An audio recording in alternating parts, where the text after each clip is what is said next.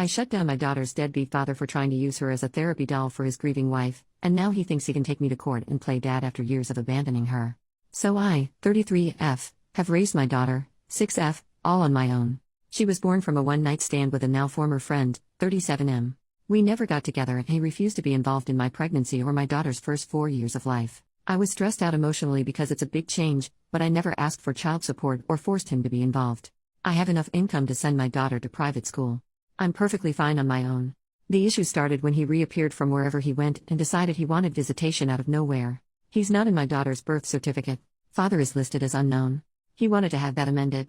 I said no, and that if he wants, best he'll get is to meet her in outings with myself or my daughter's godparents. He agreed, but he's been constantly pressuring getting parental rights. The court already gave him a big fat no, unless he pays 4 years of child support, which with his income goes somewhere around $230,000. He hasn't paid a cent. My daughter doesn't even call him dad. Or recognize him as dad. She calls him Mr. I keep it very clean. I never bad-talked him, never made up stories. When she asked about her father, I used to say it was just the two of us. Even during court, the assigned CPS agent testified that my daughter had no affection or clear relationship with her biological father. Now the main issue happened in a PTA meeting. He would say things like my family thinks or what is best for my family. I didn't agree with him and I voiced by saying my daughter has different needs and those are priority. He was clearly angry. After the meeting there was a moment for teachers and parents to mingle and just talk about how the kids are doing. One of the teachers approached me to apologize, saying she didn't know my husband and I didn't like a project she was doing with the kids. I told her I had no husband and my daughter loved the project and wants to be part of it. The teacher then told me that my former friend was going around talking like he's my husband and he represents the family. I saw red. I walked to him and very loudly told him we needed to talk in private. In the parking lot I told him we were not a family and that he either will respect that I am the only one that can make decisions on my daughter's education or he won't be involved. He went on about being her biological father, then I reminded him he had not paid a cent for the pregnancy, my daughter's needs, or even the private school my daughter is in. He hasn't tried to see my daughter since, which she doesn't mind at all. I asked her. I do feel a bit bad about what I said. Am I the jerk? Edit. I wanted to add this because the private messages are driving me insane. He has the money to pay child support. He chose not to pay. He was never prohibited from being involved. He had my phone number. I sent him picture and invited him to birthdays and other big celebrations. He never once came. Also, we are not in the US. OP makes a new post 8 days later. My daughter's father wants to use her as therapy for his wife. I'm going to preface this by saying my 6-year-old daughter's father, I'm going to call him Jeff, has never been my romantic partner. We had a one-night stand. I don't like people calling him my ex, since it makes it seem we had some kind of emotional attachment. He was never involved after I told him I was pregnant, and actually wanted me to terminate the pregnancy, but I decided to raise my child alone since I have enough money to raise her without child support. For the whole pregnancy and the first 4 years, Jeff was not in the picture. On my mother's recommendation, I did send him pictures and invited him to special events, but he always replied he had no interest in my daughter. 2 years ago he reappeared and began demanding parental rights. When I didn't do what he wanted, he sued and was told no, he was not getting parental rights. He was given the offer to pay child support and then we can revisit giving him actual rights, but he has refused. He has the money, much more than me, but he refuses. I still offered to let him see my daughter in a casual manner, no child support needed, with the agreement anything legal, medical, or educational will not involve him. He pushed the boundaries and we had a fallout. After that, we didn't hear from him for almost 6 weeks before he called to meet for Christmas. After much discussion, I agreed to bring my daughter over on the condition my daughter's godparents could come. Thus we went over for Christmas dinner. And finding out Jeff is married and had never told his family he had a child. It was great to be judged by a bunch of strangers. It was uncomfortable the whole time. I'm going to use fake names, but let's say my daughter's name is Katie. His wife kept calling my daughter Gabrielle. Not the actual name she used, but it was that different to my daughter's name. The wife was also very physical, trying to pick up my daughter or parent her. I would block her or tell her to please let me deal with my child. The whole time she pretty much ignored me, but Katie didn't seem nervous so I decided to just bid my time. I hit my limit when my daughter said she needed the bathroom and this stranger went, "Oh Gabby, you need potty? Let mommy change you." My daughter hasn't worn diapers in a while now and she's more than capable of going alone to the bathroom. I immediately told her to stay away from my daughter and that we were leaving. The woman started wailing that I was kidnapping her baby girl and tried to lunge at me. Her in-laws got in the middle and held her, consoling her and saying that we weren't leaving and for her to calm down like she was the victim. At that point I just glared at Jeff and told him he'd better explain or I would be calling the police. He asked me to speak in private in another room and that I could just leave my daughter with his parents. No way that would ever happen. Katie's godparents took her with them despite the wife having a full meltdown. Jeff and I spoke outside and he explained that he and his wife recently lost a daughter. I'm not going to give specific details on that, all I'll say is that it was sudden and nobody's fault. And as I can only imagine, it had caused some psychological issues to his wife. Apparently, he had the brilliant idea that having Katie pass as their lost child would help his wife, without telling me. And that's why he wanted visitations and parental rights all of a sudden. He pleaded for me to leave my daughter with him for a little bit. I asked him what was his plan when his wife heals. His response was disgusting. Well, I'll just send Katie back with you and it will be just like before. I told him he was insane if he thought I would let him use my daughter like that. What his wife needs is therapy with a professional, not feeding her delusions. And I would not let that woman within miles from my daughter. He told me I was being cruel and didn't know the pain of losing a child. I agreed with him, but reminded Jeff that my priority is not his family, it's my child.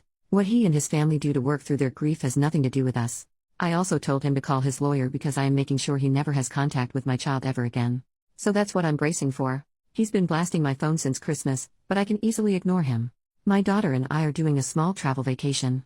This isn't an update, just something I feel needs to be said. My daughter is set for life monetarily. She has a trust, and I make really good money in my position. If she was 18 right now, I could put her through college without a loan. She doesn't need child support for quality of life. If I could get child support and never worry about her father trying something, I would be suing him in a heartbeat. But after talking to a lawyer and realizing the risk, I've taken the decision that child support, or possible inheritance, is not worth my child's safety. Safety is always first. Update after the New Year's. Hey everyone! Happy New Year's! This isn't so much a real update as just letting people know we are home and safe. My daughter is spending the rest of her vacation with her godparents on another trip while I work on things. Moving might be something I'll be looking into, though that is a long-term plan considering all it takes. I won't share too many details on what my lawyer is going to be doing, but we are absolutely going to push for in row. I might not post for some time. At least not until things settled. I do appreciate all the support and good advice. I'm taking a lot of it into account as I plan how to move forward. Update, 18 days later. Hey everyone, I decided to post a last update, since I will be going full silent for a long period. For those that didn't know, I'm right now dealing with my daughter's father and his delusion. He wants to use my daughter as a therapy doll for his wife that recently lost a child. A lot of people were worried for my daughter and me, and I truly appreciate it. We're both safe, she's currently having a great vacation with her godparents, and I'm currently making my own arrangements to move on. My lawyer is working hard on keeping everything in order. I know a cease and desist was his first action and we are going for no contact. He says we have a solid case and hopefully this will be resolved relatively fast. And by that I mean a year or two. We did get a temporary restraining order though.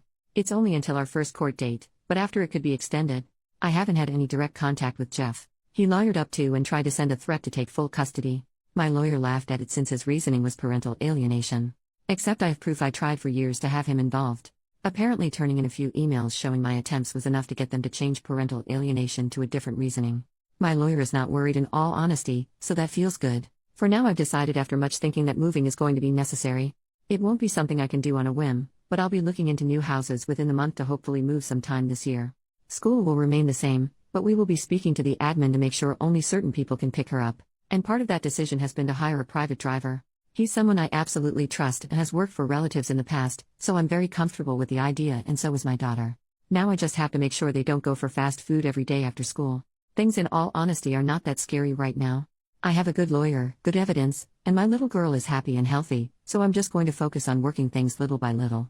Because of the legal proceedings I don't think I'll be posting any updates anytime soon. And to those sending me PMs telling me I'm horrible for keeping my daughter from her father or telling me I shouldn't have had her in the first place, please kindly speak to the void. I'm too busy, and your rage bait isn't getting through to anyone. New update, 2.5 months later. I had no intentions to do a new post, but today absolutely took the cake. I thankfully didn't deal with Jeff. Instead he sent a priest to harass me at work. I'm going to be very blunt, I'm completely detached from religion. I'm not an atheist, just don't really like the idea of the Catholic Church, that's the leading religion in my home country. I respect it and most of my family is Catholic, so I have a detached respect for church officials. Today I was doing some paperwork when I got a call about a priest asking for me. I didn't have any meetings scheduled and a lot of times we get visits from clergy asking for donations or participation in events, so I figured that was it. I told the secretary to let him in and things at first seemed rather polite. Shake hands, asking how things were. The usual chit-chat. Then the priest began talking about how it had come to his attention that I was a single woman with a child, and that apparently I lived a life of debauchery and hate. His words. I was taken aback and agreed I was a single mother, but that I didn't see how I lived in debauchery and hate. The priest then went on about how he knew my daughter is prohibited from spending time with her father and that I'm constantly sleeping around with men instead of living a godly life. How he was worried and thought it would be best I considered giving my daughter a chance to live with a proper family rather than see me sell myself. Angry was an understatement. I did keep it civil simply because I was at work and I had no intentions of screaming to a religious man at work. I simply told him that my daughter was fine with me, she lived a safe and happy life, my personal affairs were my own, and that I had no intentions of sending her to another household. I told him that if there was nothing else, he should probably leave as I had other things to attend to. He then showed his hand, and that's how I know it was Jeff's doing. The priest told me he didn't think my daughter would be a happy child with me, but her father was well respected in his church and he knew he would raise a proper Christian lady. At that I laughed and simply said no. I once again recommended he left, and if he didn't, I would be calling security. He left saying he would try to speak to me again when I'm not being hysterical. I told my secretary and our security not to let him into my office again. And I called my lawyer. I don't have audio, but we do have security feed from him walking into my office. Thank you again to everyone sending well wishes in my previous post. We are still working on that move, but school is back and she's loving it. We still have that temporary restraining order against Jeff and his wife. And school officials know it. Update, 2.5 more months later, this came up far earlier than planned, and while I'm happy to announce my daughter and I are finally free, there is some sad news mixed in. Now, before I go to the update, I did get a lot of questions to answer. 1.